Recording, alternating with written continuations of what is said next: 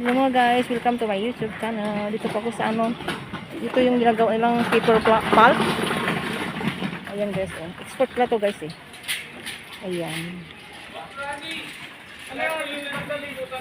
Ang galing nila no, papel lang to, ginagawa ng ganito. Oh, ang galing no. Yung kulay brown na papel no.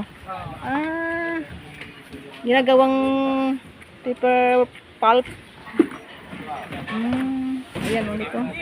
Ito yung bibilis kanila o. Yung pinagawa nila. Yung paper plat. Papel pa to. Papel pala to guys na brown. Yes, pinatigas lang siya no.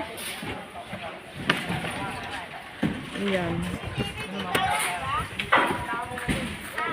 Ang galing naman ng ano. Yung ginawa nila o. Papel. Ginagawang ano.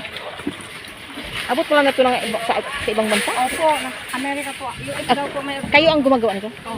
Ah, tapos deliver nila dyan. Opo. Ah, binibili din nila? Ay mga magawa din po. Ah, so binibili nila yan? Opo. Pero hindi pa to finished product nila? Pipinturahan po. Ah, may design pa pala to. Ah, ganun. Galing naman. Kaya na-deliver nila dito. May ano pa ito guys, kukulayan pa pala ito. Pang-export po ito, gadalhin ng US pala ito. Ayan. Doon, dinadala doon sa pabrika. Yes. Hindi pa pala ito finished product nila. Pipinturahan pa pala ito nila. Dadalhin doon sa ano. Sa pabrika, doon sa loob. Ayan. Silang gumagawa tapos i-deliver nila doon.